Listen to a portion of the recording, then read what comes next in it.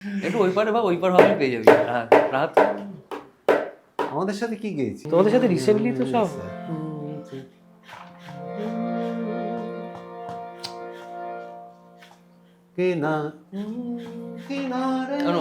কি রে, উঁচু উঁচু আছে এটা। হ্যাঁ নিচু করবো, গাইবি এটা? গিটারটা নে না, কিনারে ডি কর, ডি কর, ডি। হারমোন এটা আলাপ করে নিয়ে আরম্ভ কর, তারপরে আমি একটা রাস্তা ত্যাহি করে বলে শেষ করবো নাকি?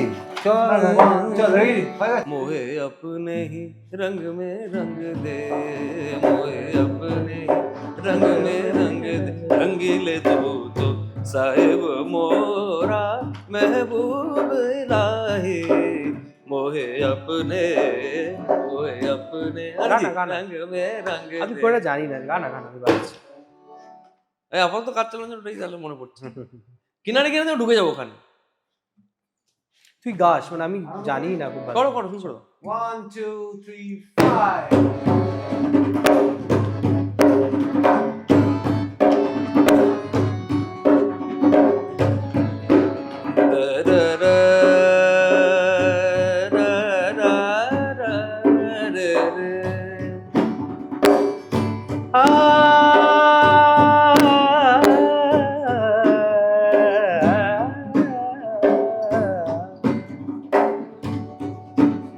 किनारे किनारे किनारे किनारे दरिया, कश्ती बांधो रे किनारे किनारे किनारे किनारे दरिया, कश्ती बांधो रे मौजाए उल्फत में खिज़र, किनारे किनारे किनारे किनारे दरिया, कश्ती बांधो रे, कश्ती बांधो रे, कश्ती बांधो रे, कश्ती बांधो रे,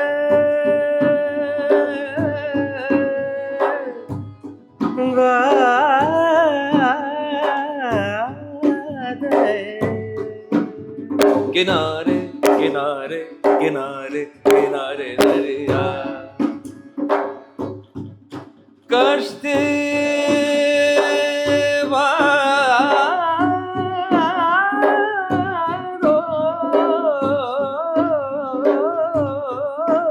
रे,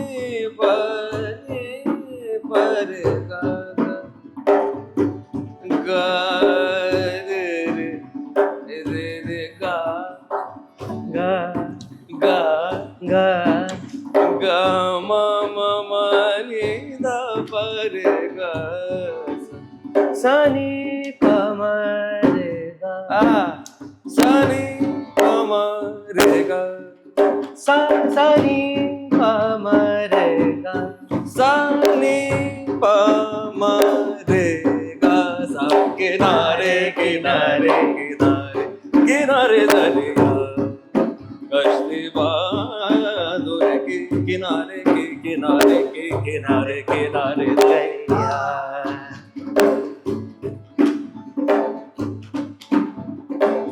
रे गा मा दा रे रे सा नि दा पा पा पा पा पा नि दा मा नि दा मा नि दा मा नि दा मा नि सा नि दा मा सा नि दा मा रे सा नि रे सा नि रे सा नि रे सा नि रे सा नि दा पा मा ग रे सा किनारे।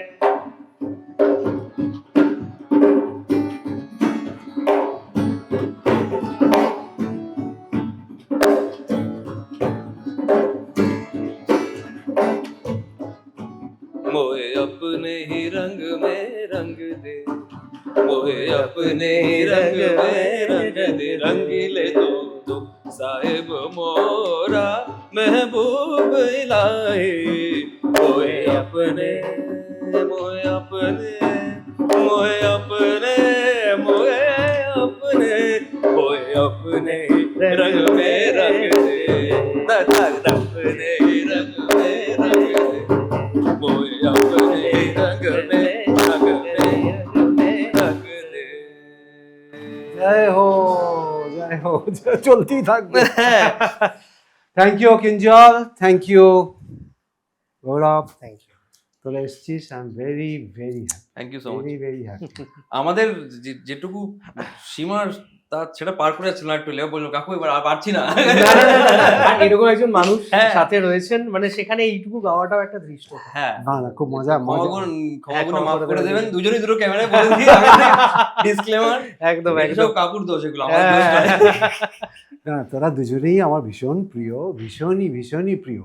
আর ও তো এখন আমাদের রেগুলারলি একদমই ব্যান্ডে গান করছে। একদম। কদিন আগে ব্যাঙ্গালোরে আমরা শো করতে গেছি, Correct, correct, এত correct, ভালো correct. গেয়েছে। এবং আমি সেটা খুব মানে এভিডেন্টলি ফলো করি, মানে কাকুর জন্য যে যখন কাকু বলে তুই আসছিস, তখন আমি বললাম যে he is my favourite among all my colleagues, so I am very happy যে তুই অ্যাকচুয়ালি। এবং আমিও খুব ফরচুনেট, আজকে কিংজল রয়েছে মানে এই আড্ডাতে। মানে এই আড্ডা তো আমরা প্রচুর দেখেছি, কিন্তু আজকে যখন তুমি ডাকলে, মানে আমার যখন জানতে পারলাম যে কিংজল আছে সাথে, সেটা একটা আমার হ্যাঁ, জন্য তুই আলাদা বললি। প্রাপ্তি। কারণ মানে কি বলবো, আর নতুন করে কিচ্ছু বলেন না। We actually we go back long time. হ্যাঁ, মানে অনেক স্মৃতি, 10-11 অনেক। থেকে আমরা বন্ধু, একদম আজকে 2026-এ বসে আছি। কারেক্ট। তো তোর আজকে তো কলকাতাতেই তোর বড় হওয়া। না না, আমার বড় হওয়াটা আসানসোলে, আমি আচ্ছা। আসানসোলের বর্ন অ্যান্ড ব্রট আপ। এবং তোমার সঙ্গে আমার পরিচয় আমার শিল্পাঞ্চলে। তুমি 2000, আমি জানি না এক্স্যাক্টলি 1999 থেকে 2002 এর মাঝখানে তুমি ফ্রেন্ডস অফ ড্রামস নিয়ে গেছিলে। ও শিবমানি, ইয়েস রনু রনু ছিল। ইয়েস, আমি তখন অনেকটাই ছোট, আমি তখন স্কুলে পড়ি। তো মনে আছে তখন একটা মানে তোমার নামের সাথে প্রথম পরিচিত হলাম। সেকেন্ড আবার তুমি রবীন্দ্রভবনে গেছিলে, এটা ছিল মনোজ বলে একটা আমাদের ওখানে হল আছে, সেখানে সিনেমা হয় প্লাস এই শোজও হয়। আর রবীন্দ্রভবন ডেডিকেটেডলি গান বাজনা গেছিস। তো রবীন্দ্রভবনে তুমি গেছিলে গিরিজা আপার সাথে গেছিলে। আচ্ছা, তো আমি দুবার তোমার সঙ্গে আমার মানে তোমার সঙ্গে পরিচিত হয়েছি, কিন্তু আমার সঙ্গে পরিচিত হবনি। না না না না, একদমই হয়েছি, একদমই হয়েছি, তারপরে একদমই হয়েছি। তুই যথেষ্ট, দেখ ওরা ভালো করে জানে, জানে মানে কি, এখন রিহার্সাল টিহার্সাল করে, হ্যাঁ। আড্ডাবাজি করি আমরা। এত আমি নতুনদের ভালোবাসা আমি তুমি- সবার গান বাজনা শুনি, হ্যাঁ এবং আমি মানে অন্তর থেকে বলছি যে আমার ওরকম কোনো ওই নেই, মানে আমি ওর সাথে বাজিয়েছি, তার সাথে বাজিয়েছি, সেই সবগুলো করে তো কিছু লাভ নেই। সেটা এই তো তুই শুনেছিস, তো যেটা শোনাবার আমি শুনিয়ে দিয়েছি। এবার সেটা যদি ভালো লেগে থাকে তাহলে ভালো, খারাপ লেগে থাকলে খারাপ, আমি আর কি করবো, আমার তো কিছু করার নেই। না না, আমি এই কদিন কাকুর সাথে মানে এতটা অ্যাটাচড হয়েছি, এবং সবচেয়ে এটা ভালো লাগে মানে কাকু বুঝতেই দেয় না যে সাথে এরকম একজন মানুষ রয়েছেন আমাদের সাথে, আমি টিমে, আমরা একসাথে জার্নি করছি, একদম বন্ধুর মতো, একদম পিতৃস্থানীয়। আমি বলছিলাম কয়েকদিন আগে আমরা একসাথে ট্রাভেল করছিলাম, তখন আমি বললামই।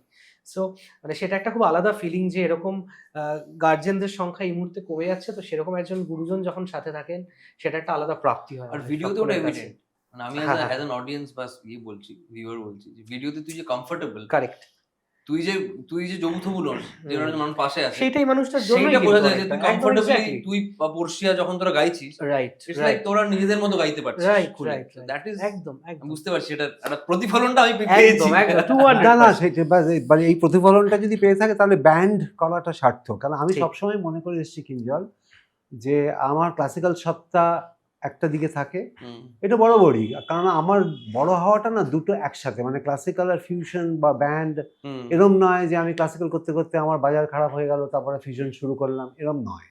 আমার একসাথেই দুটো শুরু হয়েছে। 85 এ ব্যান্ড লঞ্চ করেছি। রাইট। তো সুতরাং আর কাদের সাথে, লো হিল, অমিত দত্ত, এরা আমার ইভেন আমি বলছি, তোমার কথা কেটে বলছি, তোমার তারপরে থার্ড তোমার সঙ্গে পরিচয় হলো না, আমার তোমার সাথে পরিচয় হলো হচ্ছে ওই অ্যালবামটা দিয়ে, বান্দিশ ফিউশন অ্যালবামটা দিয়ে, যে ওখানে তখন একটু বড় হয়েছে, তখন আমি খান সাহেবকে শুনছি, খান সাহেব শুনছে, তো আমি ওইগুলোই পাচ্ছি নতুন ফ্লেভার।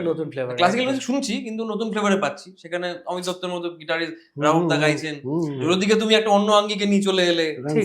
এক্স্যাক্টলি, মানে এইটা মানে ওইখান থেকে এটাই ভালো যে তোদের মতন যারা গান বাজনা শিখে গান বাজনা করছিস, আমি শেখা ভীষণ বলি, তাতে আমাকে অনেকে অনেক কিছু বলে যে আমার মধ্যে, আচ্ছা আমার মধ্যে তোরা কি সত্তা দেখছিস, পরিষ্কার কথা, আমার মধ্যে তোরা মানে দাদু সুধা, মানে একটা মানে কানাই মাস্টার মশাই টাইপস একটা না, না, দেখছিস, না, না বন্ধু দেখছিস? বন্ধু বন্ধু বন্ধু, আমি এটাই করতে চাই, একদম। যে আমি বন্ধু হয়ে তোদের সাথে থাকতে চাই। সেই ভাইবটা তোমার অন স্ক্রিনও আছে, আমি তো অফ স্ক্রিন তোমার সঙ্গে কানাই সেইভাবে আলাপ কানাই হয়নি। মাস্টার মশাই হতে চাই না না, না না কিন্তু আমার কথাবার্তা যদি এসে যায়, যদি কাউকে বলি গান শিখে গান করা উচিত, এটা তো কানাই মাস্টার মশাই নয় তো। একদমই নয়। আমি যদি বলি গান গান বাজাটা শিখে করছিস না না শিখে করছিস, এই প্রশ্ন করাটাও যদি এখন আমার না, না, না, কিছু কিছু ক্ষেত্রে প্রবলেম হয়ে যাচ্ছে। সবকিছুই আমার বলে মনে হয় সবাই গান শেখাটা তো গান বাজনা দরকার। শিখে গান বাজনা করবে কেন, মানে ব্যান্ডের অনেকেই আমাকে এরকম বলেছে, সেটা দরকার নেই। আর একটু আগেই শুভম ওরা এসেছিল, দুর্নিবার, ওরা বললো না, মানে আমরা যাদের ব্যান্ডের ছেলেপিলেরা বা আমরা যাদের ওয়েস্টার্ন যাদের গান বাজনা শুনে যাদের ফলো করছি, তারা কিন্তু প্রত্যেকে শিক্ষিত, এদিকে আমরা এখানে শিখছি না। এক্স্যাক্টলি। আর শেখা মানে কি ক্লাসিক্যাল শিখতে হবে নাকি? এটা তো কোনো কথা নেই। তোর শেখাটা আমাকে বল একটু। আমার শেখাটা একটু মানে বিক্ষিপ্তভাবে হয়েছে, ভিন্নভাবে আর কি। এক হচ্ছে যে আমি যেরকম বললাম আসানসোলে বড় হয়েছে, আসানসোল বর্ণপুর শিল্পাঞ্চল। ওখানে দারুণ দিলীপ দা ছিলেন। হ্যাঁ, তো ওনার কাছে যাওয়ারও সুযোগ হয়েছে, আসছি সেটাতে। দারুণ। যে বাড়িতে একটা আমাদের দুজনের বাড়িতে একটা কালচার ছিল, মানে ওর বাড়িতে আমি I really adore his house আর কি। ওরে বাবা, তো ওর কাকা আমার ভীষণ এক্স্যাক্টলি, তো আমরা প্রচুর প্রোগ্রামও করেছি। এক্স্যাক্টলি, তো প্রফেশনালি কেউ আমার বাড়িতে কেউ ছিল না, বাট ইমোশনালি সবাই, মফস্বলের জন্য হয়, একদম নাটক, একদম গান ভীষণ বাজনা, ভালো, এই এই ব্যাপারটার মধ্যে সবাই। তো ওটা শুনে বড় হওয়া। আমার শুরু তবলা দিয়ে, আমার শুরুটাই তবলা দিয়ে। আমি 3.5 বছর বয়স, 4 বছর বয়স থেকে খুব সুন্দর বয়স থেকে তবলা শিখেছি, কিন্তু সেটা কন্টিনিউ করতে পারি, মানে কন্টিনিউ করতে পারিনি বিকজ অফ ওই আর কি, মানে বাড়িতে একজন দরকার ছিল যে শাসন করবে, সেটা বাড়িতে কখনো তার আগে কেউ এরকম ছিল না যে তাকে রেয়াজ করাতে হবে, একজন থাকা দরকার। ওটা একদম থাকা দরকার। হ্যাঁ, তো ওইটার অভাব ছিল, কারণ বাড়িতে কেউ এটা নিয়ে অ্যাকোয়েন্টেড ছিল না যে একটা 5 ঘন্টা 4 ঘন্টা রেয়াজ করাবো সেটা। তো জেনারেলি আমার বড় হতে হতে আমার ইন্টারেস্ট চলে গেল। এবারে বিভিন্ন ঘাটে ঘাটে গেছি। আমি যেহেতু গলায় সুর ছিল, মাকে সবাই বলতো যে গান শেখাচ্ছ না কেন, তখন আমি দিলীপ জেঠুর কাছে যাই, তখন আমি ক্লাস 5-এ পড়ি। ওই সময় তুমি যখন এসেছিলে ওই আসানসোলে, ওই ফ্রেন্ডস ওই টাইমটা বলছি। ওখানে 1 বছর পর দিলীপ জেঠু নিজেই মাকে বললো যে ও ঠিক আছে, মানে ও গলায় সুর আছে, ভগবানের একটা আশীর্বাদ আছে, কিন্তু ও এখনো মজা পাচ্ছে না, যে প্র্যাকটিস করতে দিচ্ছি, ও মজা পেলে ঠিক করবে জীবনে। সেটাই পরে হলো যে আমি মজা পেলাম যখন, তখনই। তো দিলীপ জেঠু এটা কোন বয়সে? 9-10 বছর বয়স। তারপর 7-8 ওই সময় আবার মা আবার চেষ্টা করলো, মানে মা চেষ্টাটা ছাড়ছে না, আমাকে চাবি ঘুরিয়ে যাচ্ছে, কিন্তু আমি কিছুতেই আর নড়ছি না আর কি। সন্দীপ ঘোষ বলে একজন আছেন, রাজশ্রী ঘোষ, সন্দীপ। হ্যাঁ, তো সন্দীপ ওনার কাছে, সন্দীপ ঘোষের কাছে আমি, এখানে না উনি যেতেন আসানসোলে ও আচ্ছা। মাসে একবার করে। তো ওনার কাছে ওই আবার সেম জিনিস, উনিও সেম কথাটাই বললেন। তো ওই করতে করতে তখন অলরেডি না ওই বাজনার প্রতি ইন্টারেস্টটা আমার বেশি গ্রো করেছে, মানে এটা that's another part of me আর কি। যে যেহেতু তবলা শিখতাম, সেহেতু এবার আমি ড্রামস বাজাবো। তো স্কুলে আবার একটা ব্যান্ড, তখন তো ব্যান্ডের একটা বিরাট কালচার, ইউফোরিয়া, এদিকে ভূমি, ফসিলস। তো কলেজ ব্যান্ডের ড্রামস, এই স্কুল ব্যান্ডের ড্রামস বাজাবো, ড্রামস বাজিয়ে গাইবো, একটা ব্যাপার ছিল। তো সেটা একটা ফেজ গেল করে। আমি যখন কলকাতায় এলাম, যারা ক্লাস আইসিএসির পরে কলকাতা যখন এলাম 11-12 থেকে, তখন আমার মানে মা আবার থার্ড চেষ্টা করলেন, এবং থার্ড যে চেষ্টাটা হলো, থার্ড চেষ্টা মা সফল হলো। তাদের কাছে আমি এখনো আছি, এখনো চলছে। তার নাম আচার্য সঞ্জয় চক্রবর্তী আর শ্রীমতী রেশমি চক্রবর্তী। এই দুজনের ঘাটে এসে পড়লাম আমি, এই ঘাট থেকে আর আমি আর অন্য ঘাটে যাই, অন্য ঘাটে নোবর ফেরে। হ্যাঁ, এই ঘাটেই আমি বাধা আছি, এখানেই বাধা থাকবো। কতদিন? 2005 থেকে ধরো। সাথে ওই তৌফিকের সাথে আমি আড্ডা মারছিলাম, তুই এলি, মনে আছে? তো হ্যাঁ, তৌফিক স্যার তো 2016-তে দেখা হয়েছে। 2000, হ্যাঁ রাইট, বেহালায়।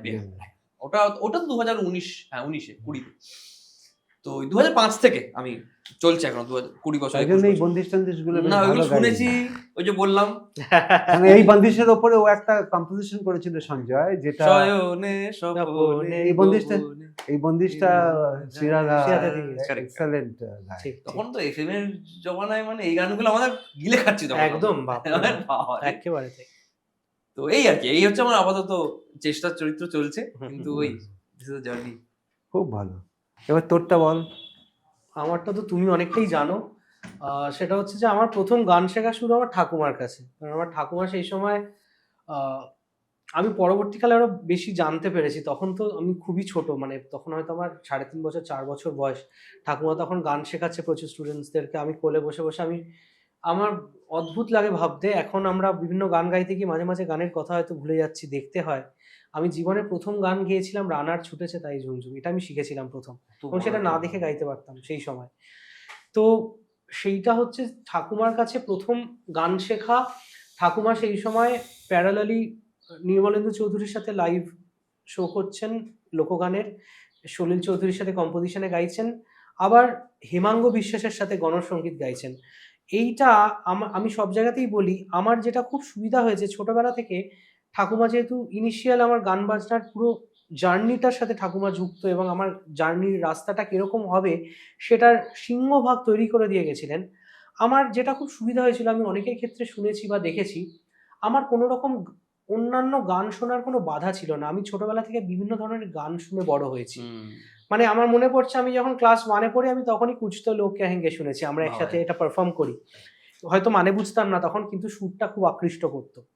তো ঠাকুমার কাছে ইনিশিয়ালি বসে গান শেখা, মানে গান শেখা কম, সেখানে আবদার বেশি থাকতো। সেখানে হয়তো সকালবেলা যাচ্ছি গান শিখতে, সেদিনকে আর রেয়াজ টেয়াজ করলামই না, এ কচুরি টচুরি খেয়ে বাড়ি চলে এলাম, এরকম আর কি। খুব কাছেই থাকতো ঠাকুমারা।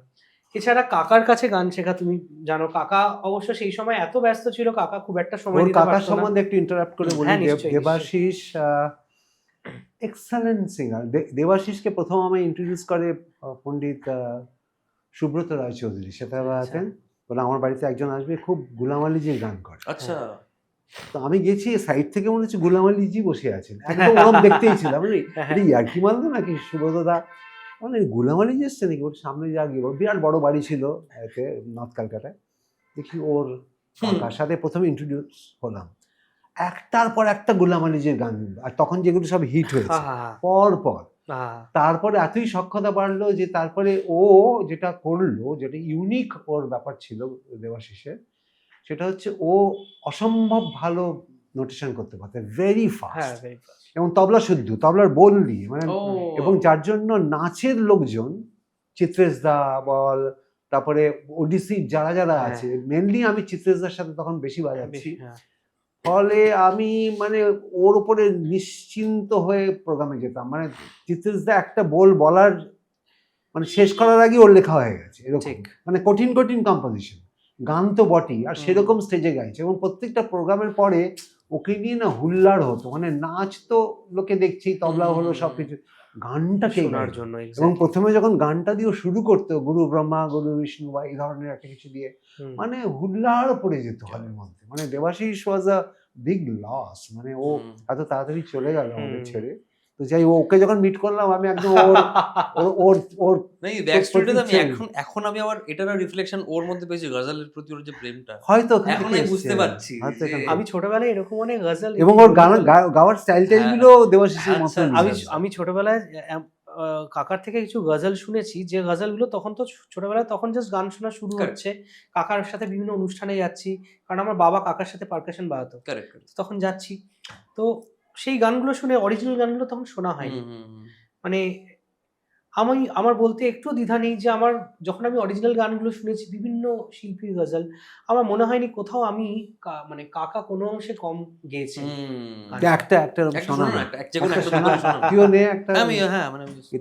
শোনা, তাহলে দেবাশিসকে আমরা শ্রদ্ধাঞ্জলি ট্রিবিউট টু হিজ মেমরি। এই গানটা আমার খুব পছন্দের, আমি এটা একটুখানি চেষ্টা করি, মানে এটা গাইতে গেলেও মানে কাকার গলাটাই মনে পড়ে বেসিক্যালি। আমরা অ্যাকচুয়ালি অনেক পরে যখন আমাদের মানে যখন ওর সাথে আমার ফ্রেন্ডশিপ, গজল ওয়াজ আ বন্ডিং বিটুইন আস, একদম একটা মেজর পার্ট, একটা জোড়া রিপ্লাই দে, একটা মজা হবে, তো এটাই ফান আর কি, গান বেশি হোক। दीवारों से मिलकर रोना अच्छा लगता है, हम भी पागल हो जाएंगे, ऐसा लगता है, ओ दीवारों से मिलकर रोना अच्छा लगता है, दीवारों से मिलकर रोना अच्छा लगता है, हम भी पागल हो क्या बात? जाएंगे ऐसा लगता है। दीवारों से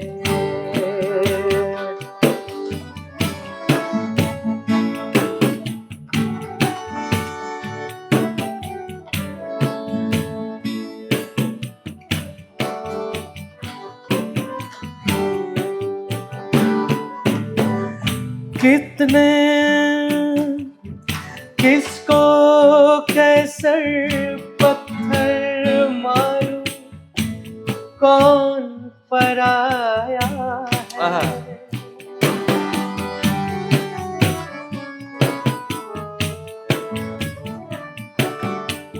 किसको कैसर पत्थर मारूं, कौन पराया है।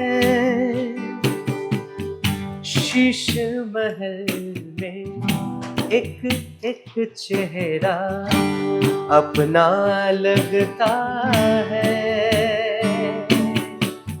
हम भी पागल हो जाएंगे ऐसा लगता है। दीवारों से मिलकर रोना अच्छा लगता है, हम भी पागल हो जाएंगे ऐसा लगता है। दीवारों से। এটা রাইস খান সাহেবের আমি একবার বাজিয়েছিলাম ওনার সাথে, উনি আমার এটাকে একটু চেঞ্জ করে গাইতেন, ভীষণ সুন্দর। সুরটা লাগা জাস্ট একটু इसके लिए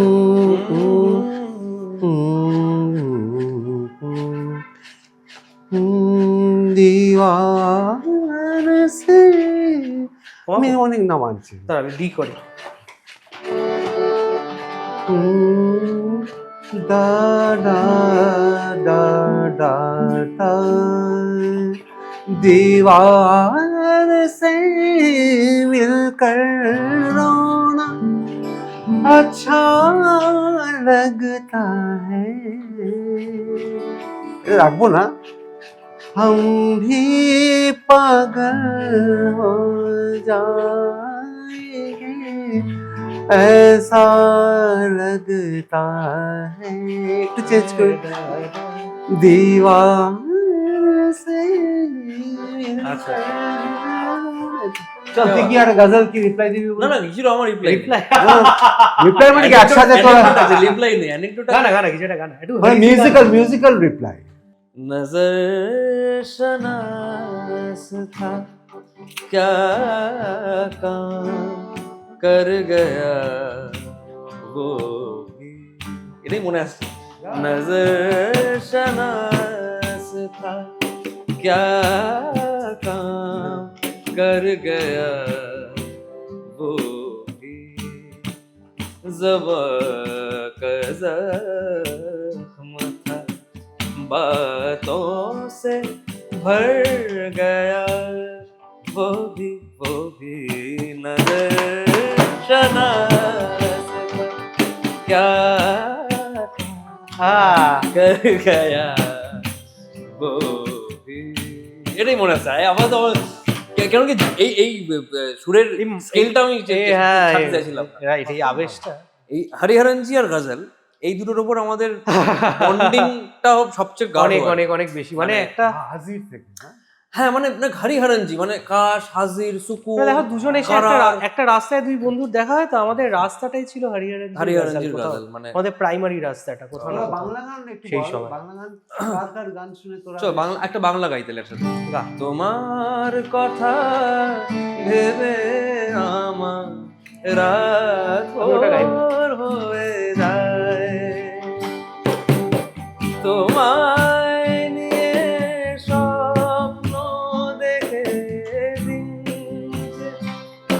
চলে যায়। তোমার কথা ভেবে আমার রাগ হয়ে যায়। উষ্ণ মরু অভিশাপ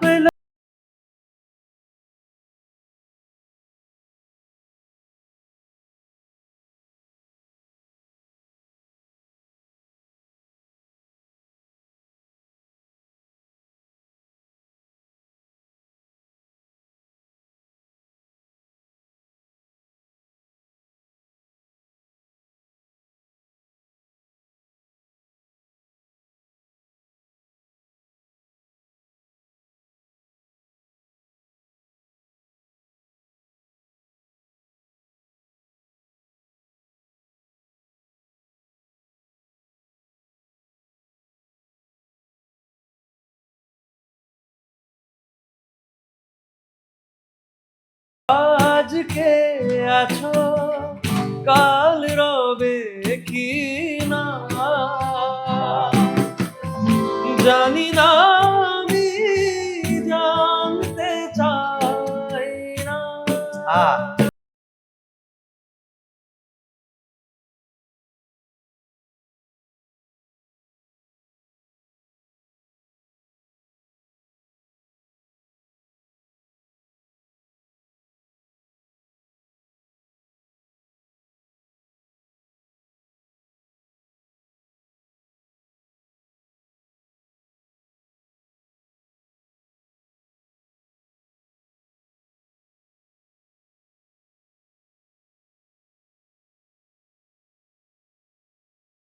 আমার রাত ভোর হয়ে যায়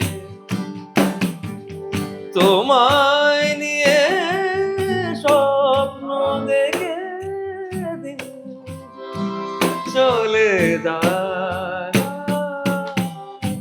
আর কথা সঞ্জয় টাকা আমার আকাশ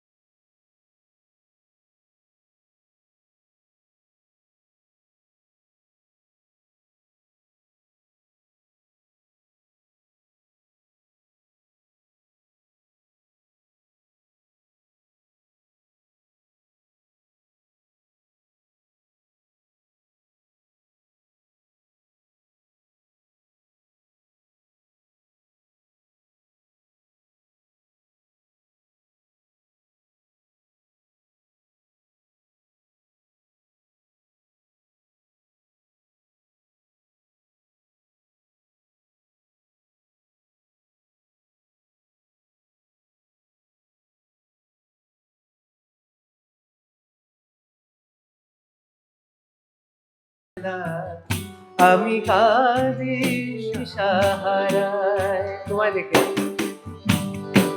না এটা শুধু এক গাছ সঞ্চয় না না আমি कंकर मार जगा गयो रे हाँ बमना के छोरा रे बमना के छोरा रे के छोरा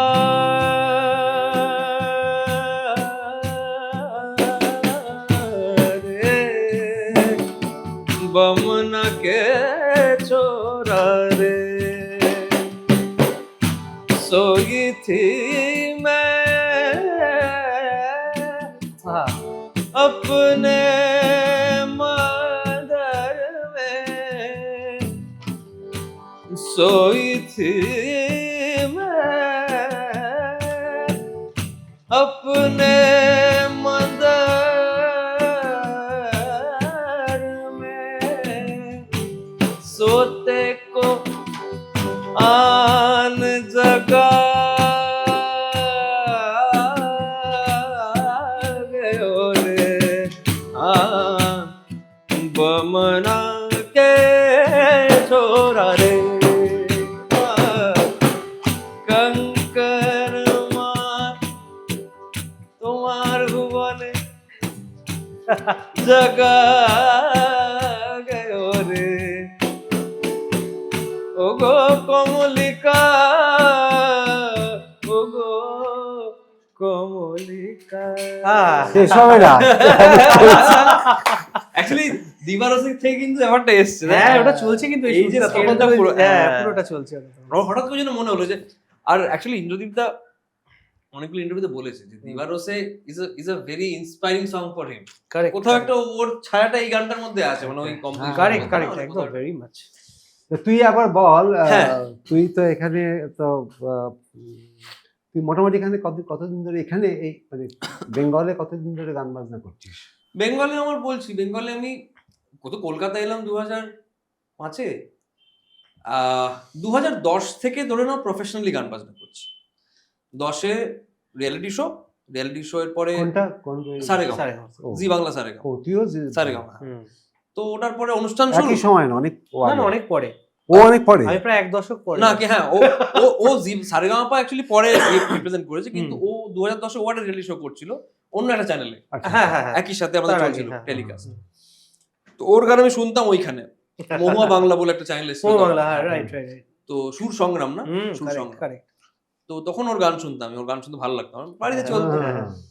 তো সেই আমার ওই তারপরে অনুষ্ঠান শুরু হয়, অনুষ্ঠান শুরু হওয়া মানে হচ্ছে প্রফেশনালি জীবন শুরু। তখন আমি কলেজে পড়ছি, আমি আবার উল্টো একটা সাবজেক্ট পড়ছি, ল পড়েছি আজরা ল কলেজে। তো তখন আমি মানে মধ্য গগনে 2nd 3rd ইয়ার পড়ছি তখন। তো তারপরে গান বাজনাতেই আমি ইনভলভ হয়ে গেলাম রাদার দেন ল।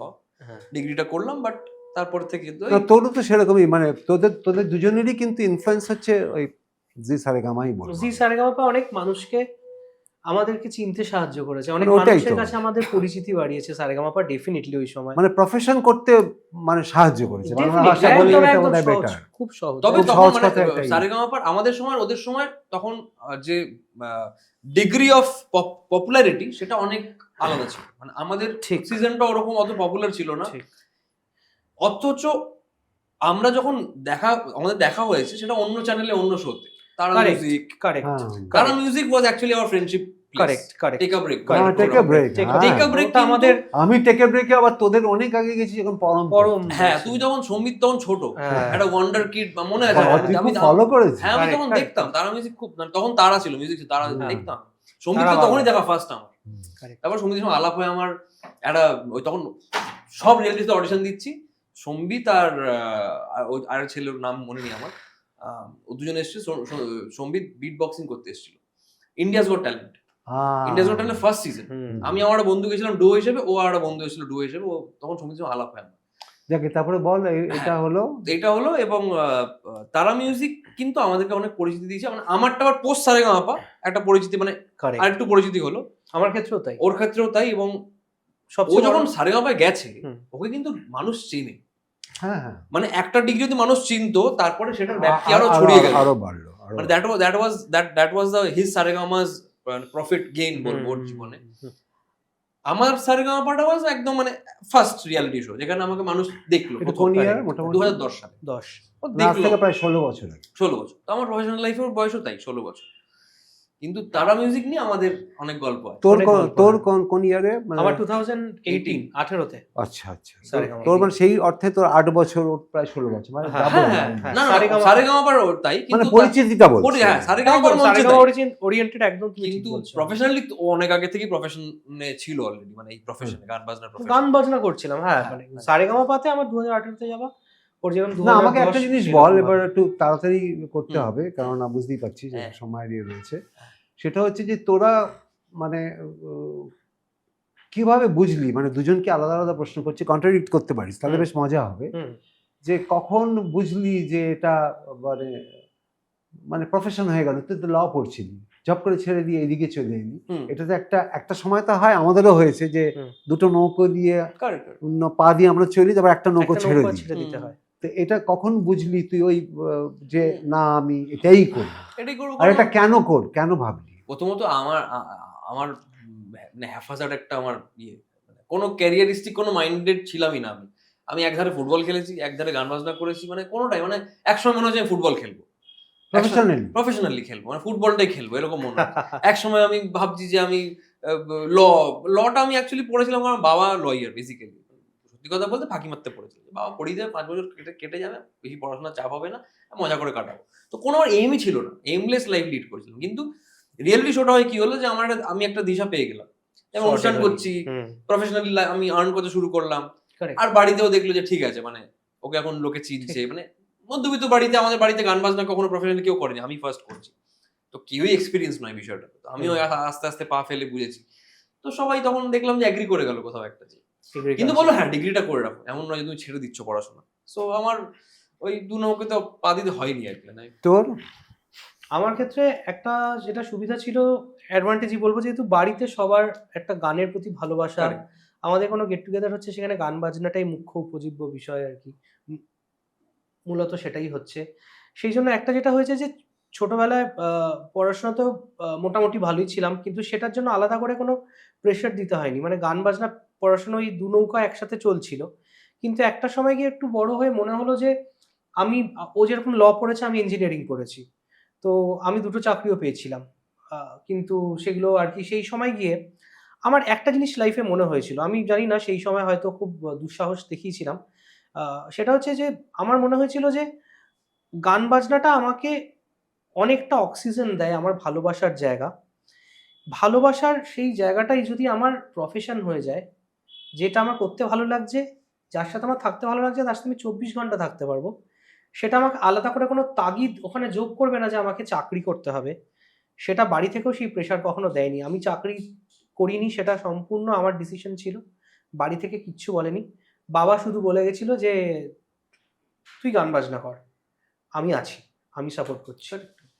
এইটা এই বাবার ইনফ্লুয়েন্সটা মারাত্মক, গোটা ফ্যামিলির ইনফ্লুয়েন্স ছিল, কিন্তু বাবার ইনফ্লুয়েন্স কোথাও না কোথাও অনেক বেশি, কারণ আমার মিউজিক্যালি আমি আজকে যেটুকু যা 1% 2% হয়েছি, তার শেখার দিকে যেরকম বললাম ঠাকুমার অনেকটা ভূমিকা রয়েছে, বাকি সবটুকুতে গান শিখতে যাওয়া, পরবর্তীকালে বিভিন্ন জায়গায় বিভিন্ন কম্পিটিশনে যাওয়া, ভালো গান শোনা, ভালো ক্যাসেট কিনে দেওয়া, মূলত বাবাই ছিল সবটুকু। মানে কাকুকে আমি দেখেছি, কাকু আমার এক্সপেরিয়েন্স উইথ কাকু was very short but sweet, সব সময় আর কি দেখা হলে কি রে কেমন আছিস, মাথায় একটা হাত বুলিয়ে, যে কাকুকে সব সময় টেক আপ রেকর্ড বলছে 16 বছর 15 বছর আগের কথা, তো এসছে ওর সাথে বসে ও গাইছে, এই যে সাপোর্টটা বাবা বুঝতে দেয়নি, বাবা বাকিটুকু, এবং কাকুর মতো মানে সাইলেন্ট ওয়ার্কার আমি খুব কম দেখেছি, একদম যে ছেলের ওপর কমপ্লিটলি ফোকাস। আমি বুঝতে পারতাম যে গৌরব সবসময় নিগরানিতে রাখছে,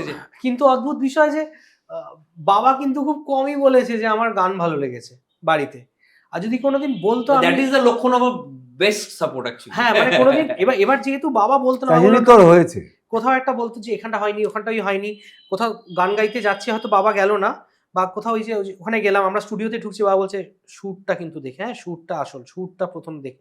এবার এইটা সারাক্ষণ বাবার এই লাস্ট ওই ভোকাল টনিকটা আর কি দেওয়া। এবার বাবা কোনোদিন এসে যদি বলে যে গানটা ভালো হয়েছে, আমার তখন আবার নিজের ভয় লাগতো, মানে বাবা এটা বলছে ভালো হয়েছে, মানে বাবা তো জেনারেলি বলে না, ও যে বলো না, মানে এরকম হতো আমাদের, এরকম ব্যাপার ছিল আর কি। দারুণ মানুষ না। হ্যাঁ, সত্যি কথাই। আমি তোদের দুজনকে একটা প্রশ্ন করবো, তার 3টে পয়েন্ট আছে। সেটা হচ্ছে যে তোরা তো এইটা মানে যেহেতু একটু তাড়াহুড়ো করে এগোচ্ছি বলেই এই প্রশ্নগুলো একটু পরে আসতে পারতো, কারণ এপিসোডটা একটু ছোট করেই হবে। তো সেটা হচ্ছে ধর একটা প্রফেশনাল, তোরা তো প্রফেশন করলি, এটা প্রফেশনাল সিঙ্গারের আমি কন্ট্রাডিক্ট করতে পারিস তাহলে ভালো হবে। বা অন্য পয়েন্টও বলতে পারিস, 3টে major point to be a good professional singer. 3টে খালি। 3টে? হ্যাঁ 3টে, অনেক বলা যায়। Professional singer? প্রফেশনাল সিঙ্গার মানে এই 3টে কোয়ালিটি থাকা উচিত। এক তো হচ্ছে love for music, number 1 should be there, যেটা মাস্ট, মানে মিউজিক করছি মিউজিককে ভালোবেসে। নাম্বার 2 হচ্ছে ডিসিপ্লিন। নাম্বার 3 হচ্ছে ডিসিপ্লিন কি শেখায় না পুরো টোটাল ডিসিপ্লিন মানে আমি প্রফেশনাল জেনারেলি বললাম, প্রফেশনাল ডিসিপ্লিন দরকার। আর লাইফস্টাইল সব মিলিয়ে মানে which is leading to the মানে সিঙ্গিং আর কি। আর 3 নম্বর হচ্ছে বিহেভিয়ার। বাহ, বিহেভিয়ার শুড বি ভেরি। তুই?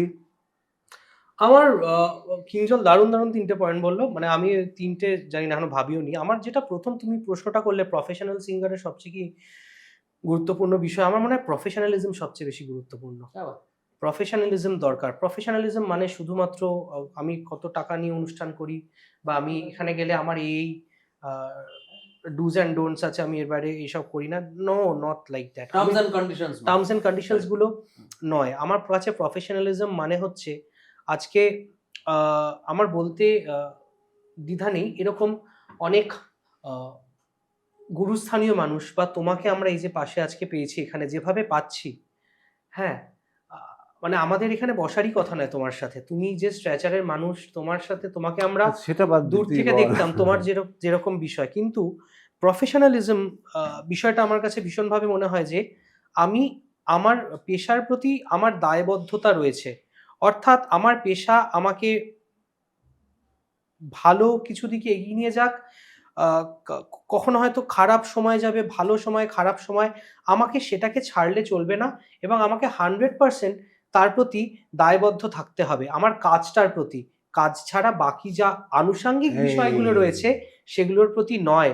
আমি অনেক dos and don'ts, terms and conditions দিলাম, কিন্তু আমার গানটা গাওয়ার সময় আমার কোমলধা আর গাটা সুরে লাগলো না, আমি প্রফেশনাল সিঙ্গার নই। আমার প্রফেশনাল সেটা হয়তো আমরা হিউম্যান বিং, সেটা আজকে এরকম এদিক ওদিক হবেই, কিন্তু আমার মনে হয় আমাদের সবার প্রথম আমাদের পেশার প্রতি আমাদের যত্নবান এবং শ্রদ্ধাশীল হওয়া উচিত। যে পেশা আমাকে যে বিষয়টা দিচ্ছে, আমাকে তার কাকেও 100% দিতে হবে। আমি কোথাও যেন তার প্রতি কোনো রকম নেগলিজেন্স না রাখি, সেখানে আমার যেন কোনো রকম খামতি না থাকে। সেটা যে আমি 100% করতে পারবো আমি বলছি না, কিন্তু সেই দায়বদ্ধতাটা আমার দরকার, rather than others terms and conditions. এটা ভেরি গুড। মানে তোদের যেটা পয়েন্টগুলো বললি প্রত্যেকটাই মানে মানে গ্রহণযোগ্য এবং প্রত্যেকটাই হওয়া উচিত। কিন্তু আমি ওইটা সবার ওপরে রাখি যে আমি যখন নিজেকে প্রফেশনাল মিউজিশিয়ান বলবো, আমি কি সত্যিকারের প্রফেশনাল অন দ্য স্টেজ? এটা আমার ফার্স্ট কাজ, যে আমি স্টেজে যে তবলাটা বাজাচ্ছি, আশেপাশে যে তবলা বাজছে, বা আমি যে ফিউশন কাজ করছি, সেটা কি প্রফেশনালি দ্যাট লেভেল অফ রেন্ডিশন হচ্ছে? এটা আমার কাছে নাম্বার 1। কারেক্ট।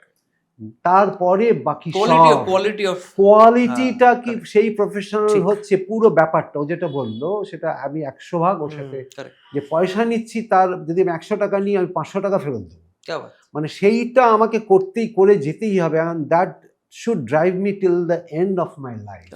যে আমার মনে হয় তুমি যে কথাটা বললে, এটা একজন আর্টিস্টেরও কথা কোথাও না কোথাও, কারণ সে সবার আগে তার আর্টটাকে এগিয়ে নিয়ে যাচ্ছে। আমরা তো একদম আমরা তো প্রত্যেকটা লাভ ফর ইওর সাবজেক্ট। একদম, যে তুই যখন গাইছিস তখন তার কিছু মনে নেই, তুই যখন গানটা গানটাও তোকে গাইছে, তুইও গানটা গাইছিস। কারেক্ট। অনেক সময় কিঞ্জল কি হয় জানিস তো, এবার একটু ক্রিটিক্যাল জায়গায় আসি, সেটা হচ্ছে আমার অনেককে আমি দেখেছি প্রচন্ড লাভ ফর মিউজিক, প্রচন্ড সে গান বাজনা ভালোবাসে, সব কিছু শুনছে, সব কিছু করছে, কিন্তু একটা আর্ট, যে কোনো, তুই গান করছিস, আমি তবলা বাজাচ্ছি, ও হারমোনিয়াম বাজাচ্ছে, সেতার বাজাচ্ছে, একটা টাইম ডিমান্ড করে তোর কাছ থেকে, একটা এক্সক্লুসিভ টাইম সে ডিমান্ড করেই, প্রোগ্রাম থাকুক না থাকুক, ম্যাটারই করে না, ওটাই তো Matter-ই করে না। প্রফেশনালিজম, মানে ওটাই তো ওইটা প্রফেশনালিজম যদি রেগুলার এক্সারসাইজের মতো, মানে তুই হ্যাঁ। যদি প্রত্যেকদিন এক্সারসাইজ করিস তাহলে তো ফিট থাকবি অনেক দিন। একদম। তুই মানে এক মাসে একবার খালি জগিং করছিস তাতে তো কিছু হবে না। তাহলে আলটিমেটলি ওইখানে গিয়ে ঝামেলা, মানে রেয়াজ প্র্যাকটিস, রেয়াজ ক্লাসিক্যাল রেয়াজ নাও হতে পারে। আর ক্লাসিক্যাল যে ফর্ম অফ মিউজিক নিয়ে হচ্ছে সেই সেই ফর্মে তোদের কি মনে হয় বলতে, এটা নিয়ে একটুখানি কথাবার্তা হচ্ছে যে একটা প্রফেশনাল মানে কমার্শিয়াল সিঙ্গারের ক্লাসিক্যাল শেখা কি ম্যান্ডেটরি নাকি সেটা মানে নাও হতে পারে? মিউজিকের মজা নেওয়াটা ম্যান্ডেটরি আমার কাছে।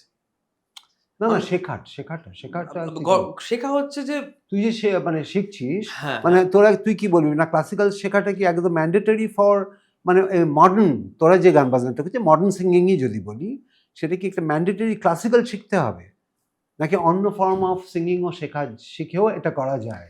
আমার কাকু দেখো, আমি সত্যি কথা বলতে আমি খুব বুকে হাত রেখে বলছি, আমি ক্লাসিক্যাল মিউজিক একবারে প্রচন্ডভাবে শিখিনি, বা আমি ক্লাসিক্যাল মিউজিক মানে পারফর্ম করার জন্য যে প্র্যাকটিসটা দরকার সেই প্র্যাকটিস আমি করিনি। তো দরকার নেই। হ্যাঁ, করিনি। তো দরকারও নেই। করিনি, কিন্তু পয়েন্ট ইজ দ্যাট আমার জীবনে আমার গুরুরা বলে দিয়েছেন যে পেহলে কানসেন বানো ফির তানসেন বানো।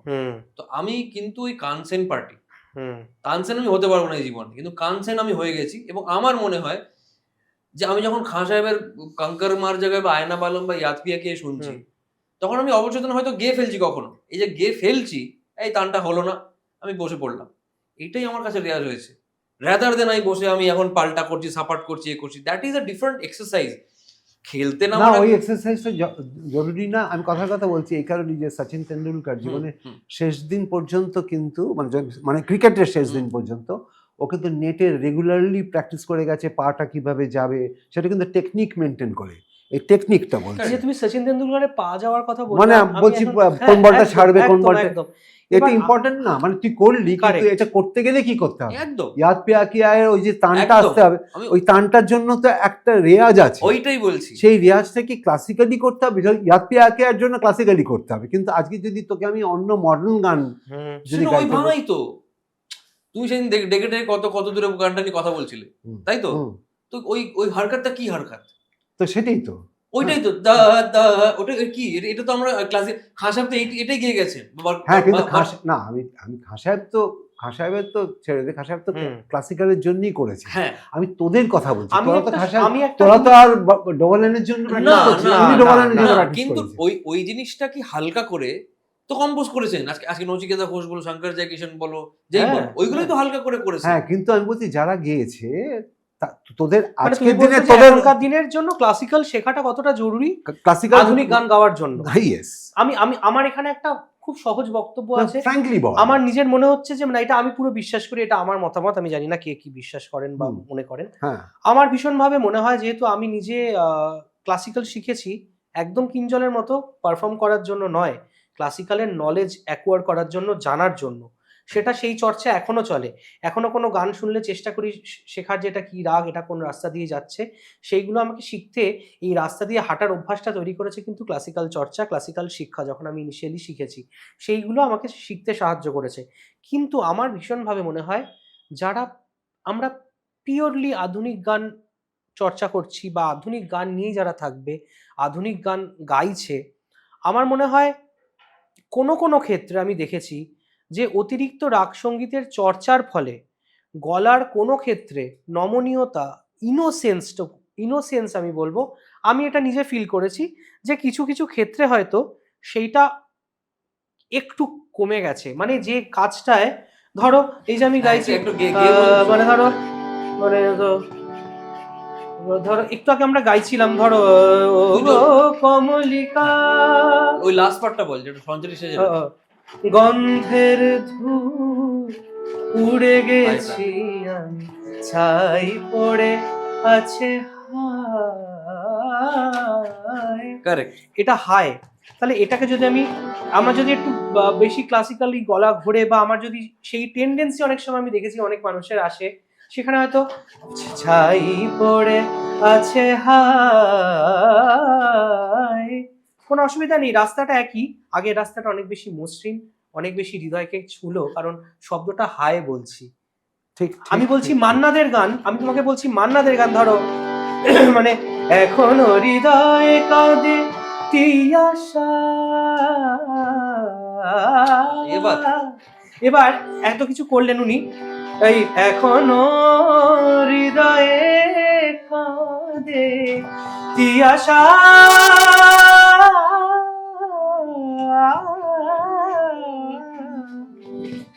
তিয়াশা, এগুলো হলো।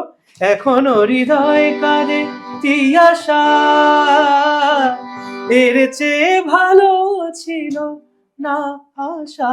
এবার এই ব্যালেন্সটা দরকার, এই ব্যালেন্সটা রেখে আমি যতটা রাগ সঙ্গীত শিখতে পারি আমি এবং শিখে নেব। মান্নাদি কিন্তু না, এই ব্যালেন্সটার জন্য কি শেখা উচিত? এই ব্যালেন্সটার জন্য আমার মনে হয়, কারণ আমি তোকে রাগ- বলছি, আমি রাগ তোকে সঙ্গীতের ইন্টারাপ্ট করছি, আমারই এপিসোডে শ্রীরাধা, আমি দেখেছি সেটা। হ্যাঁ, তো না যারা দেখেনি যারা তাদের দেখেনি জন্য তাদের জন্য, ওকে আমি right. জিজ্ঞেস করেছিলাম, ও এরকম হারকাতের দিকে ছিল, ও যখন কোনো একটা স্কুল দ্বিতীয় বিতান থেকে বা কোথা থেকে খুব অনেক নম্বর নিয়ে পাশ করলো, এবার এটি কানন সাহেব কাছে নিয়ে যাওয়া হলো, তো বলছে তুমি তোমার যা গলা, আমাকে সময় দাও, আমি কিছুদিনের মধ্যে তোমাকে বাঘের বাচ্চা বানিয়ে দেবো, এরকম করে। তো বললো ঠিক আছে এসে, কিন্তু আমি তো অন্য গানও পছন্দ করি বলে বাড়িতে এসে সুন্দর যুক্তর কাছে নিয়ে যাওয়া হলো। সুন্দর প্রথমে বললো, আমার কাছে শুনলো গান, বললো তুমি তো খুব ভালো গাও, তুমি কি গান গাইতে চাও? বললো আমি সব রকম গান গাইতে চাই। মানে সব রকম কি? মানে আমি মডার্ন গান গাইতে চাই।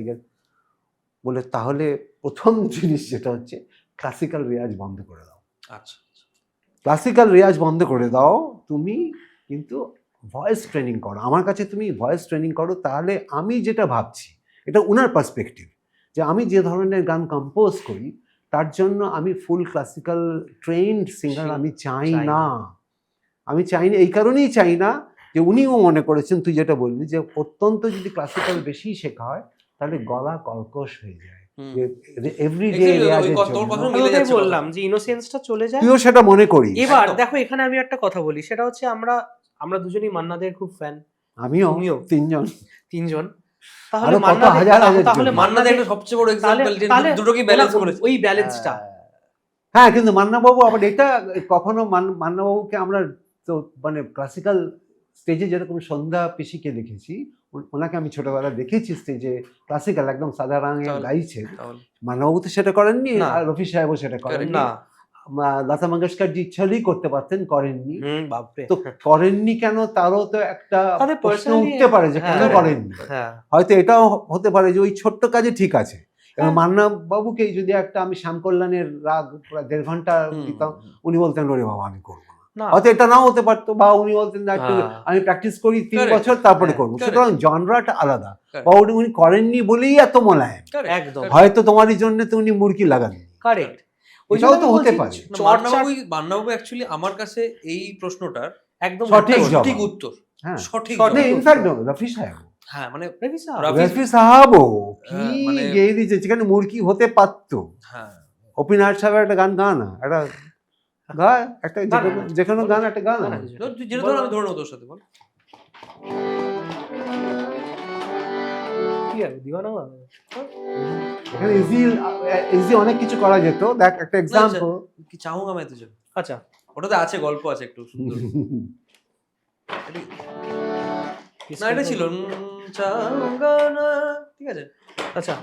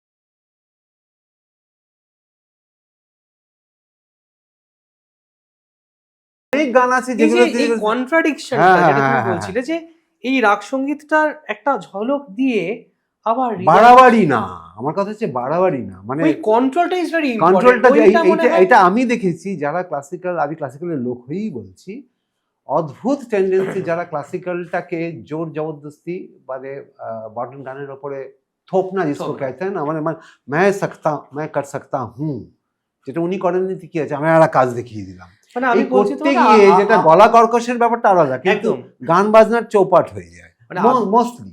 একদম মানে আধুনিক গানটা মানে বাঘের বাচ্চার মতো না গাইলেও হবে, আধুনিক গানে বিভিন্ন রকম আঙ্গিক রয়েছে। আঙ্গিক রয়েছে। Actually আমার সবচেয়ে বড় কথা মনে হয় যেটা যেটা গৌরব আছে বলে আমি খুব ভালোভাবে ডমিনেটিং ভাবে বলতে পারি যে classical music for us commercial মানে লাইট গান, যারা সেই অর্থে লাইট বলছি জিনিসটা, এই গান বাজনা কমার্শিয়াল গান বাজনা, আমাদের সাহিত্য বোঝা সবচেয়ে বেশি জরুরি। ঠিক, রাদার দেন আমরা রাগ বুঝছি, রাগটা ইজ বোঝা দরকার, সাহিত্য বোঝা সবচেয়ে বেশি জরুরি।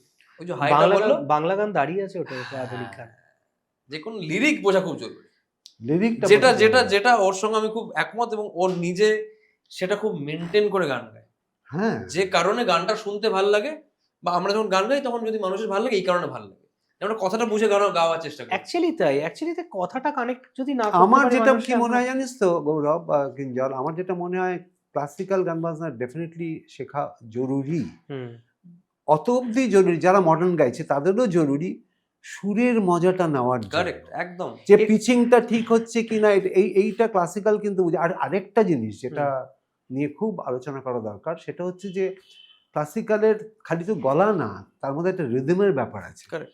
রিদম ব্যাপারটা মোস্টলি যেটা আমি দেখি যে রিদমটা কিন্তু অনেকটা উপেক্ষিত টাইপস লাগে, মানে ক্লাসিক্যাল গান বাজনার মধ্যে তো আবার রিদমের জায়গাটাও তো হ্যাঁ, প্রচুর বিরাট, আছে, বিরাট। প্রচুর। ফলে একটা আমি বলছি classical- শুধু ক্লাসিক্যাল চর্চা মানে শুধু আমি রেয়াজ করা বা গান গাওয়া নয়, আমার লিসনিং চর্চাটাও ওই যে খুব important, এই যে কতটা একদম, শুনছি। একদম। কানসেন যেটা বললো। একদম। এবার সেখান থেকে আমি দেখতে পাচ্ছি হয়তো 10 বছর আগে কিছু একটা শিখেছি, এখন গান তৈরি করতে গিয়ে সেইটা একটা ছোট্ট অংশ Correct. আমি পেলাম। As a এটা কিন্তু composer বেরিয়ে আসছে এটা ওটা। কিন্তু রাগ সঙ্গীত চর্চা না করলে হতো না, এই একদম। চর্চার হয়তো কিছুটা ওখান থেকেও আসছে। একদম। সো আমাদের চর্চা, আমাদের দেখো আমরা আধুনিক গান মানে হচ্ছে আধুনিক গান কিন্তু তুমি দেখবে বিভিন্ন ফরম্যাট অফ মিউজিক থেকে এসছে, Of course. সেখানে বাংলা রাগ সঙ্গীত আছে, কর্ণাটক আছে, মিউজিক আছে, হ্যাঁ। ফোক আছে, ওয়েস্টার্ন আছে। তার মানে আমাদের যারা আধুনিক গান বাজনার সাথে যুক্ত, যারা গান তৈরি করছি বা গান গাইছি, তাদের কিন্তু লড়াইটা আরো বেশি। মানে আমার Of কোথাও না কোথাও course, মনে of হয় তাদের course. কিন্তু এতগুলো জায়গাকে তারা কিভাবে শর্ট করে একটা জায়গায় নিয়ে আসছে এবং মানুষকে ভালো লাগাতে হচ্ছে, কতটা সহজভাবে বলতে পারছে সেই কথাগুলোর, সুরের মোড়কগুলো কতটা সহজ হচ্ছে, কোন গানের ক্ষেত্রে কোন মোড়কটা নেব না সেইটা বোঝার জন্য ক্লাসিক্যাল চর্চা দরকার, কারণ সেটা সেই বোধটা আমার মনে হয় তৈরি করে, এবং বিভিন্ন গান শোনার ক্ষেত্রেও সেটা ইম্পর্টেন্ট যে সেই বোধটা তৈরি করে যে আমি এই ক্ষেত্রে এটা করব না, এই ক্ষেত্রে এটা করব না, বা এই ক্ষেত্রে এটা করলেও তার একটা রেশিও আমি তৈরি করতে পারছি, সেইটা আমার মনে হয় ইজ ভেরি ইম্পর্টেন্ট। হ্যাঁ, এখন যেটা বলার যে কিঞ্জল, হ্যাঁ। তোদের দুজনকেই বলছি, হ্যাঁ। যে এই আলোচনাটা তো হলো, হুম। আরেকটা জিনিস যেটা সিঙ্গারের ক্ষেত্রে আমার ব্যক্তিগতভাবে মনে হয়েছে, তোরা এন্ডোর্স করবি কিনা জানি না, যে ল্যাঙ্গুয়েজটা আমি গাইছি হুম। সেই ল্যাঙ্গুয়েজের উচ্চারণটা, আরে বাপরে, এটা নিয়ে ভীষণ। তোরা কি বলবি? আমার প্রচন্ড- সিরিয়াস কতগুলো অবজারভেশন আছে, স্পেশালি বাংলা গানের ফ করে তো ফুলে ফুলে ঢলে র। ঢলে তো সে র র, অনেক অনেক বা অনেক, হিন্দি অনেক। গানেরও, আমি হিন্দি বলি গানেরও হিন্দি গান, র। এই ট্রেনিংটা কি র হয়, আছে। এই ট্রেনিংটা কি করা উচিত? এটা তো মানে আমার কেউ- মনে হয় এটা খুব সিম্পলি, এটা এটা কি কি করা- করা বোঝা উচিত, তাই মানে হ্যাঁ, এখন আলাদা করে স্কুলে আমরা ভাষা শিখি সবাই। হ্যাঁ, না, First বাংলা language, না, second তোরা তো সব ল্যাঙ্গুয়েজ গাস, হ্যাঁ, যে ল্যাঙ্গুয়েজেরই গাইছিস, হিন্দি যদি যে গজল গাস, ওটা তো গজল নয়, ওটা তো একটা গজল, গজল, হ্যাঁ। আমিও ঠিক মতো উচ্চারণ করতে ঠিক, পারছি ঠিক। না। না সেটা তো শুনে সুতরাং- শুনে আমরা করেছি, মানে আমি তো তাই আমরা করেছি। শুনে শুনে করেছি, আমরা প্রচন্ড গজল শুনেছি, তো এবার কোথায় কি হুসন বলছে, কোথায় কি কন্দা খাওয়া বলছে, কোথায় হাওয়া বলছে, এগুলো শুনে শুনে করেছি, শুনে শুনে এবার এবার বুঝে গেছি যে আচ্ছা এইটা এরকম ভাবে বলা হয়, হ্যাঁ। তাহলে আমরা যখন আলাদা করে কিছু গাইছি তখন ওটাকে ওখানে তার use মানে করছি। বাংলা গান যারা গাইছে না, বাংলা গানে আবার ফিরে আসি, তাদের ওই নিজের ল্যাঙ্গুয়েজটার সম্বন্ধে আগে জানকারিটা থাকা উচিত, 100%। উচ্চারণটা ভীষণ ভীষণ, মানে এত ফয়ের, এত স্পেশালি চারদিকে মানে প্রচুর, যেটা fact, চারিদিকে, এটা fact। তুই দেখেছিস না, এটা মানে fact। একেবারে এত এবং মানে কানে লাগে খুব সেটা, ফুল ফুটুক না ফুটুক, হ্যাঁ, হ্যাঁ, যাই হোক। তো এখন হচ্ছে যে আমরা শেষের দিকে এসে গেছি, হ্যাঁ, একদম। তো তারা আজকে আমার আমি- মানে আমি আমি জানি, আমি but একটু খবর এসছিস- পাচ্ছি যে না, তুই এসছিস, I am very very happy. Just না আজকে মিস করতে পারতাম না, কারণ ওর সঙ্গে আড্ডা জেনারেলি হয়ে থাকে না, আজকে Same, আড্ডা same. হয়ে গেল আর Same, সেটা এরকম same. ভাবে আমি এত তোমার খুশি আছি সেটআপে আর কি, হ্যাঁ একদম যে থ্যাংক ইউ সেটা তোরা জাস্ট আমাকে বল, এখানকার ইন্ডাস্ট্রি নিয়েই বেশি, বাংলায় তো এটা আমি বলি, তোরা তো নানা রকম বলো। এখানে কাজ হ্যাঁ। করছিস। হুম। আমি তোর কাছে 3টে প্রশ্ন রাখছি, হুম। আর মানে একটাই প্রশ্ন, তার 3টে উত্তর তোরা দিবি। হুম। তুই ওই যেরকম ভাবে তুই প্রফেশনাল সিঙ্গার বলবি, হুম। এখানকার মিউজিক ইন্ডাস্ট্রি হুম। মানে মেন স্ট্রিম ফিল্ম সব নিয়ে বলছি, এর ফার্স্ট অফ অল দিশাটা কি দেখছিস দুজনে, মানে অনেস্টলি বলবি হুম। এখন দিশাটা, are you hopeful about that এখানে যেটা হচ্ছে ফার্স্ট অফ অল? বাংলা পুরো ইন্ডাস্ট্রি, এখানে Bangla Bangla- music industry in every genre. হ্যাঁ অনেস্টলি বল, এখানে বাঁচিয়ে বলিস না। আমার মনে হয় তুমি যেরকম বললে যে the quality should be the king, না এখন কি দেখছিস ফার্স্ট? আমার মনে হয় কোয়ালিটি শুড বি দ্য কিংটা শুড বি এখন মোটো, এখন কোয়ান্টিটি বেশি হয়ে যাচ্ছে কাজে, মানে এখন ভালো কাজ হচ্ছে না কোয়ালিটি কাজ হচ্ছে বাট তার যে সংখ্যাটা সেটা কমে যাচ্ছে because of access of quantity. আচ্ছা তুই? আমার মনে হয় আগেকার দিনে গান গাইতে পারলেই রেডিওতে গান গাওয়া বা দূরদর্শনে গান গাওয়ার সুযোগ তো ছিল না, তার একটা অডিশন প্রসিডিওর ছিল। আমার মনে হয় সেই প্রসিডিওরটা যদি কোনোভাবে ফিরে আসে, এবং সর্বক্ষেত্রে বলবি, সর্বক্ষেত্রে as a composer, as a composer, as a lyricist, as a singer, সর্বক্ষেত্রে একটা মানদণ্ড থাকাটা আমার মনে হয় ইম্পর্টেন্ট। তার মানে আমি বলছি না যে ক্লাসিক্যাল শিখে আসতে হবে, না, তুমি একটা দারুণ অমিতাভ ভট্টাচার্যের, আমরা যখন হিন্দি গানের লিরিক পড়ছি বা আমরা যখন এখানে শ্রীজাতদার গানের কথা পড়ছি, আমাদের তো দারুণ লাগছে, আমাদের তো তাতে কোনো অসুবিধা হচ্ছে না, কিন্তু সেই শিক্ষাটা তার মানেই যে আমাকে প্রচন্ড রাগ সঙ্গীত জেনে এসে গান তৈরি করতে হবে না। আমাদের এত ব্যান্ডের গান, আমার চন্দ্রবিন্দুর গান শুনে লিরিকে মানে আনন্দে আত্মহারা হয়ে যাচ্ছি আমরা। হ্যাঁ, আমি বলছি সেইটুকু গুণগত মান আমার মনে হয় রক্ষা করাটা খুব জরুরি, যদি মিউজিককে ইন ফিউচার কিছু সংরক্ষণ করতে হয়, ভালো কিছুর দিকে এগিয়ে নিয়ে যেতে হয়। তোকে যদি আমি বলি 3টে points, 1 2 3 for the development of this music industry, তুই 3টে কি সাজেস্ট করবি? কোয়ালিটি চেক, ও যেটা বললো একদম quality check, who will check, এটা একটা দরকার তো। হ্যাঁ অফকোর্স, আর মানে সেটা হচ্ছে তার সেকেন্ড, মানে- তার সেটা মানে- সেকেন্ড, সেই সময় তো মানুষজন ছিলেন যারা অডিশন নিতেন, এখন সেটা second তো আছেন। না সেটা সেকেন্ড পয়েন্ট। হ্যাঁ, সিনেমার গান হচ্ছে কোন মানুষকে ধরে তুই মানে প্র্যাকটিক্যাল বল, যে প্র্যাকটিক্যাল ফিজিবল একটা বল, ওরম একটা কল্পনায় ছেড়ে দিতে হবে না। কোয়ালিটি চেক বললি, এবার কোয়ালিটি চেক করবে কি, মানে কোয়ালিটি চেক করার লোক আছে, কিন্তু এখন যেরকম চলছে তাতে কি করে হবে? না যেরকম চলছে তাকে তো সিনেমার আমরা গান যে- কেউ একটা হচ্ছে, হয়তো ধরো কথা কথা সৃজিতের একটা সিনেমা হবে, তাতে গান, এবার তার গানের কোয়ালিটি চেক করবে এটাকে, মানে করা কি কে করে, কে আমি জানি না কে করে, করেটা কে?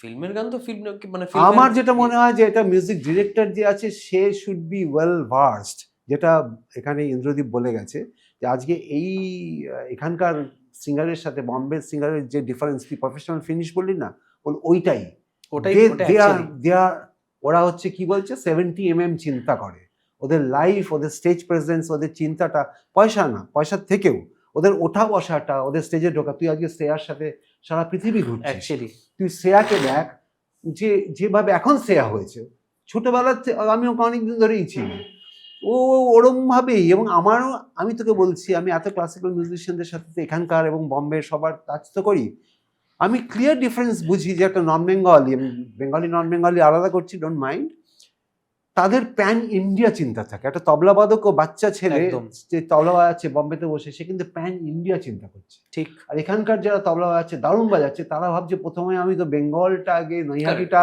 শ্যামনগরটা বা আজকে মেদিনীপুরটাকে আজকে দেখি, তারপরে। তোর এটা মনে হয় না মানে এই বড় বড় চিন্তাটা হওয়া উচিত? লাকিলি আমি গিরিজা দেবী বা জাসরাজজি, ভেঞ্চনজি, এদের সাথে আমি স্টেজ করেছি বলে আমি দেখেছি, এরা স্টেজে ঢুকলে বা ওদের সাথেও যারা ছাত্রছাত্রী ঢুকছে, তাদের হাবভাব দেখবি, আর হাবভাবটা কিন্তু important in the professional field. রেন্ডিশন তো ইম্পর্টেন্ট, বাট হাবভাব, তুই আজকে তোর মনে হয় না তুই বম্বেতে গিয়ে শ্রেয়ার সাথে যে আজকে শো করছিস, তোর প্রফেশনাল অ্যাটিটিউডটা অনেক বেটার হয়েছে, অনেক বেটার হয়েছে না, তাই না? মানে সেটা দেখে দেখে এমবাইব করা। তুই বললি কোয়ালিটি চেক, নাম্বার 2 যে মেশিনারি দরকার, কোয়ালিটি চেকের পরেটা হচ্ছে মেশিনারি দরকার। যে মেশিনারি যে তুমি বললে যে কোয়ালিটি, যেরকম বললো যে আগের দিনের জন্য আকাশবাণী ছিল, যে সিঙ্গার বা কম্পোজার অডিশন দিয়ে আসতো, এরকম যদি মেশিনারি করা যায় একটা একটা একটা কোয়ালিটি চেকের মধ্যেই তো ঢুকে গেল এই পয়েন্টটা, তো এই পয়েন্টটা তো কোয়ালিটি হ্যাঁ হ্যাঁ হ্যাঁ, মানে আমি ওটাই সেকেন্ডটা কি সেকেন্ডটা আমি বলবো, মানে আমার কাছে ওটাই সেকেন্ড ছিল, বাট আমার মনে হয় যে মানে আমাদের যে হেরিটেজ অফ মিউজিকটা আছে না, সেটার দিকে তাকিয়ে একটু আমাদের নিজেদের আত্মসচেতন হওয়া দরকার। Very good. 1960-তে অপিনাইয়ার কিন্তু দেখছে যে নচিকেতা ঘোষ কি বানাচ্ছেন বা রবীন্দ্র চট্টোপাধ্যায় কি বানাচ্ছে, এই জিনিসটা আমরা ভুলে গেছি। আপগ্রেডেশন এটা মানে আমাদের যে গৌরবটা, এই গৌরব বসে আছে এখানে, আমাদের যে গৌরবটা, সেই গৌরবটাকে আমাদের বোঝা দরকার যে আমরা কি ছিলাম, আমরা সেটা ফিরে আনতে হবে। আমরা শুধুমাত্র ওয়েস্টার্ন মিউজিক নিয়ে খুব লাফালাফি করি, কিন্তু প্রচুর ইন্ডিয়ান মিউজিক নাম্বার 3 মনে হয় একজন ডিরেক্টর, তার নিজের নলেজ, মিউজিক ডিরেক্টর তার নিজের নলেজ, সিঙ্গার তার নিজের নলেজ, প্রোডিউসার, হ্যাঁ মানে এই পুরো টিমটা, পুরো যে লাইন অফ যে হায়ারার্কিটা, সেটা শুড বি ভেরি, সেটা দুর্নিবার বলে গেছে যে পুরো টিমটার একটা আপগ্রেডেশন দরকার। হ্যাঁ তুই বল। এই লাস্ট পয়েন্টটা ধরে আমার একটা জিনিস ভীষণভাবে মনে হয় যে আমি যদি সিনেমার গানের কথাই বলি, বাংলা সিনেমার গানের কথা, আমার মনে হয় মিউজিক ডিরেক্টর কে আরেকটু মানে সেই কন্ট্রোলটা আরেকটু না, আমি বলবো 100% কন্ট্রোল থাকবে যে আমি আজকে কাকে দিয়ে এই গানটা গাওয়াতে চাই, তার সেই নলেজটা থাকবে, নলেজটাও থাকবে, এবং অন্য কোনো রকম সেখানে কোনো আপোষ থাকবে না, যে তিনি জানবেন যে আমার একে দিয়ে গানটা গাওয়াতে হবে, আমার কাছে ম্যাটার করছে না একে 5টা মানুষ চেনে কিনা, তার গলাটা এই গানের ক্ষেত্রে এই অ্যাক্টর বা অ্যাক্ট্রেস, সিঙ্গার বা মেল সিঙ্গার হোক বা ফিমেল সিঙ্গার হোক, যেই হোক না কেন, এটা সবচেয়ে ভালো ফিট করছে, সেইটা আমাকে ডিসাইড করতে হবে, তাহলে সেই গানটা সবচেয়ে ভালো। কিন্তু একদম সে মামা দাদা না, এটাতে যাওয়া যাবে না, সেটাই তো ছিল না আগে, ওইজন্যই তখন তো অ্যাকর্ডিং টু দ্য আর্টিস্ট হয়েছে। অনেক সিঙ্গাররা বলেছে যে না আমাকে দিয়ে না, ওনাকে দিয়ে গাওয়ান, ছেড়ে দিয়েছে নিজের জায়গা। কেন কাকু, এই সহজ আমরা বোম্বে জীবনটা ছিল, বাজনা করছি, যারা গেছি বোম্বে, আমরা বোম্বে ঘুরে এসেছি বা কেউ গেছে, এই বোম্বেটা তো কলকাতার দিকে তাকিয়ে থাকতো। ঠিকই তো, হ্যাঁ ঠিকই তো, বোম্বে তো কলকাতার ওপরই তৈরি, বাঙালিদের ওপরই তৈরি, একদম একদম। আজকে সেইটাকে ফিরিয়ে আনার কোনো জেদ দেখতে পাচ্ছি। হ্যাঁ, কেন নেই? সেটাই আমার প্রশ্নটা সবার কাছে, কেন নেই? যে এই বোম্বে তো ভাবছে কি করছে কলকাতা, নজিবাবু কি করছেন, সুদিন দাশগুপ্ত কি করছে, রবীন্দ্র চট্টোপাধ্যায় কি করছে, এক্স্যাক্টলি সলিল চৌধুরী তো দুদিকে ফাটিয়ে দিয়েছে, মানে হেমন্ত বাবু দুদিকে ফাটিয়ে দিয়েছে। এই যে ব্যাপার, শ্যামল মিত্র কি এই বলছি, they use to look up to us, সেই জায়গাটা কেন আমরা যাব ওখানে, অত বাড়ি ভাড়া দিয়ে থাকতে হচ্ছে? মানে এটাই যে আজকে আমরা কথা বলি, তারা প্রত্যেকেই ওয়েল ট্রেইন, ওয়েল ভার্সড, এই ট্রেনিংটার একটা দেখ, মিউজিক কম্পোজার তোর কি মনে হয় একটা মানে তার একটা ট্রেনিং আছে, তার একটা আপগ্রেডেশন হওয়া দরকার, তার ট্রেনিং আছে। মিউজিক ডিরেক্টর নিজেকে মিউজিক ডিরেক্টর হতে, কম্পোজার ইজ তার কি কোয়ালিটি থাকা উচিত? Composer is born, arrangement can composer is born. একদম একদম। আমার আরেকটা জিনিস ভীষণ মনে হয়, আমাদের একটা রেমুনারেশন সিস্টেম থাকা উচিত এখানে আমরা, এটা এখানে না, এটা বোম্বেতে ভাই, হ্যাঁ সেম জিনিস চলছে, হ্যাঁ এটা বিশেষ করে সিঙ্গারদের সঙ্গে হচ্ছে, হ্যাঁ আমার গেয়ে দাও, কারণ তাদের একটা অদ্ভুত কমপ্লেক্স কাজ করছে, গানটা হিট হয়ে গেলে তো ও পয়সা রোজগার করবে। আচ্ছা ঠিক আছে, হিট হলো, আরে হিটের জন্য তো আপনি রয়্যালটি পাচ্ছেন, কারেক্ট, আমি যেরকম শোতে পাচ্ছি আপনি তো রয়্যালটি পাচ্ছেন, কিন্তু আমি যে শ্রমটা দিচ্ছি তার রেমুনারেশন কোথায়? ওই যে গাইছি একবার, দুবার, 5বার, তার this is complete give and take process. তার থেকে হঠাৎ করে সিঙ্গারকে এখানে কেন এলিয়েন ভাবা হচ্ছে কেন এখানে? ঠিক একদমই তাই। হ্যাঁ, এটা তো একটা আছে। এনিওয়ে, তো আলোচনা চলতেই, আমি বলি কি, আজকে তাড়াহুড়োটা আমার জন্য হয়েছে, আরেকদিন আড্ডা মারি, যেদিনকে আমার তাড়াহুড়ো থাকবে, যেদিনকে আমার তাড়াহুড়ো থাকবে। চল একটা কিছু গান দিয়ে আজকে অনুষ্ঠান শেষ করি। তোরা ভালো থাক, সুস্থ, তুমিও ভালো থেকো, সুস্থ থাকো, কারণ জলদি আবার দেখা হবে। এক্স্যাক্টলি। এবার আমি তোমায় ফোন করবো যে আমি আসছি। চল চল।